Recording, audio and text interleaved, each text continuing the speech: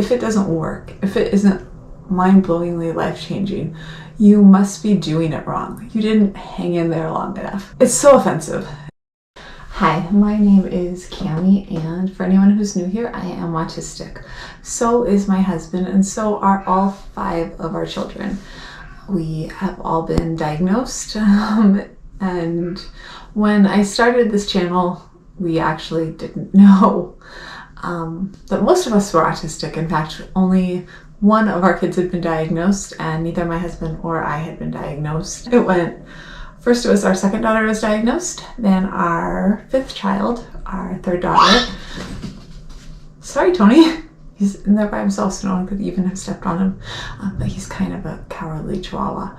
So yeah, probably the wind actually. It's pretty windy outside. You might be able to hear it. I'm not sure. Our 5th child was diagnosed second. And then our oldest daughter, she wanted to learn about autism, and so I actually had her watch some videos that I had watched, and she watched those videos and was basically like, that sounds like me. When she was diagnosed, that got me thinking, because she reminds me a lot of myself. Then I asked my doctor, I was diagnosed, and on that same day, our son, who was kid number 3, was diagnosed. After that, my husband was diagnosed, and then finally our son, who is number 4, was diagnosed. So that pretty much has you caught up on the history of our family. I don't usually do that, but I felt like doing it today. There you go. Today I am going to be talking about a sometimes controversial subject, and maybe it's especially controversial because I'm going to be taking, I guess, a less popular stance on it. Today I am going to be talking about gluten-free and casein-free diet. I'm going to be taking a less popular stance, at least in the autism parenting communities, I think. I don't know. I guess I'm probably not up to date on what's popular at the moment right now in the parenting section of communities, because I'm not really in any parenting groups. But this would have been definitely less parenting back in the day, at least when Maggie was diagnosed. At least when Maggie was diagnosed 7 years ago, and it was the thing to do. Almost immediately when Maggie was diagnosed, the question from professionals were we putting her in ABA? The question I got from other parents was almost always, have you tried this diet? Have you gone gluten-free and casein-free? Probably the most annoying assumption that goes along with it is, if it doesn't work, if it isn't mind-blowingly life-changing, you must be doing it wrong. You didn't hang in there long enough. It's so offensive. It really, really is. Because when we did it, we were so all in.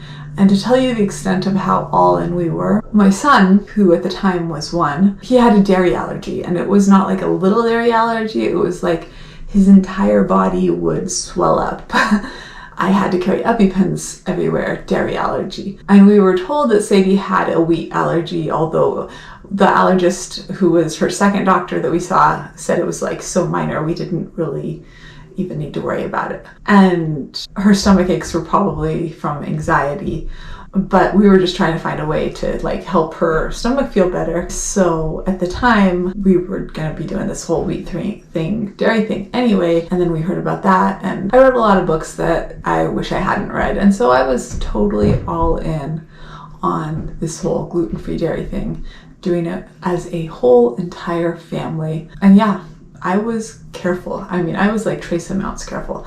I was, when we did go out, looking at the menu beforehand and talking to waiters and talking to, like, you know, when I'm finally making a video. So yeah, to say I was strict was an understatement.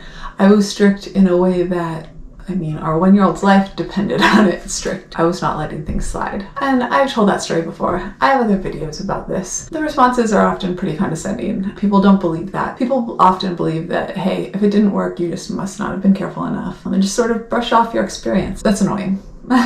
As an adult who is autistic, it probably even bothers me more. People aren't science experiments. I mean, we're not. I don't really agree with putting children on hugely restrictive diets when they aren't necessary. And I don't really agree that they're necessary unless there's actually a real allergy or a real sensitivity there. Yes, if you actually go through the process of seeing that there are stomach problems and they improve because your child goes off milk and they stop having stomach problems, that is absolutely a reason to take your child off dairy. And if your child has celiacs or a wheat allergy, that's a reason to take your child off wheat. But being autistic isn't a reason. And being taken off casein or gluten never made anyone less autistic. If you're autistic, you were born autistic.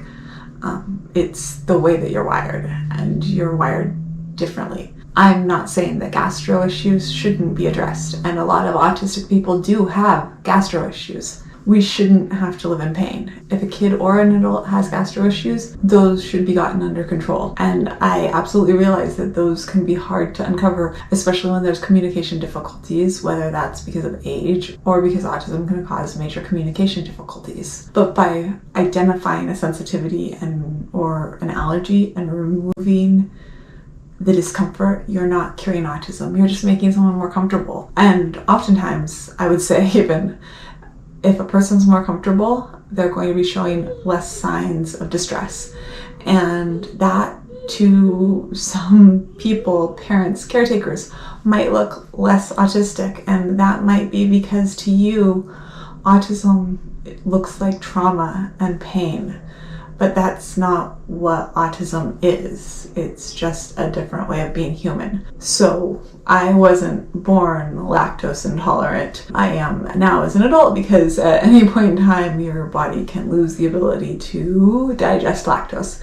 So when I was a kid, I loved milk and cheese and I was fine. But as I've gotten older, unfortunately, my body no longer is okay with like milk, sour cream, cheese. No, cheese is good. Milk, sour cream, yogurt pretty much is it for me. Ice cream. But the thing is, I still love all those things. They were like my favorite when I was a kid. So once in a while, enough time passes and I forget how bad of an idea it is. And I'm like, cheese is okay. Maybe I'll have sour cream on, whatever it is I'm eating. Or maybe I'll decide the ice cream's okay. Sometimes it's not horrible. And so I'll have some. And you know what? It's bad. It's a bad idea. And I'm in a really bad mood after I eat it. Like, I want to curl up in a little ball and just be by myself. And I'm probably not the nicest person to be around. I go through boxes of stomach medicine, and I mean, I am in the autism category of someone with stomach problems. I have a gastroenterologist. I've had a lower and upper endoscopy and CAT scans of my stomach and lots of tests that are not fun. I imagine if I was less verbal than I am, then my general crankiness when I have something with lactose in it, I would probably be put off as being more autistic instead of just being cranky or like a bee or whatever you would want to call me when I have lactose and become a major grump and just want to soak in the bathtub and take stomach medicine because I feel awful because of my not great choices. And I imagine that's true for other autistics too, since we are prone to more gastro problems than the general population. That doesn't mean oh my gosh, the comments I get about my other gluten-free, casein-free videos that claim that milk is as addictive as cocaine and you're giving your children, like, when you give your children milk, it's the equivalent of giving them like heroin, and oh my gosh. Milk is not those things, and milk does not make your children autistic, and neither does wheat, and it does not affect your brain like cocaine or heroin. Milk is not those things. And despite what PETA wants you to believe, it is not making your children autistic. Your children are autistic because of genetics. Sometimes there are new mutations, but very often it's passed down through families, like our family. And if you have a problem with that, then you might want to check and make sure you don't believe in eugenics, because it's a bad thing, like Hitler bad. Nobody wants to be like Hitler. You don't want to be like Hitler. He liked eugenics, and it's pretty messed up. Autistic people are here, and you're not going to be making us less who we are with a diet, and it's kind of messed up to think that you can. And I mean, it's one thing with the guidance of a doctor seeing if a food is making your kid sick, or even doing that like safely on your own, like, hey, is my kid having, is my kid's stomach hurting because they eat milk, as opposed to like, hey, let's go off all of the dairy and wheat products for the next 2 years and seriously just restrict my already restrictive child's diet and only give them vegetables and broth for the next, 3 years of their lives. Just something to think about from an actually autistic adult, because it's really not cool to do that. I've been there. I know getting that diagnosis can seem really scary, but seriously, you don't want to listen to the people who act like your kid's broken. They're not going to thank you for it. Anyways, that is it for today. If you like this video, I would love it if you'd give it a thumbs up, and if you're interested in all things autism, I'd love it if you would hit subscribe, and I'll see you tomorrow. Bye.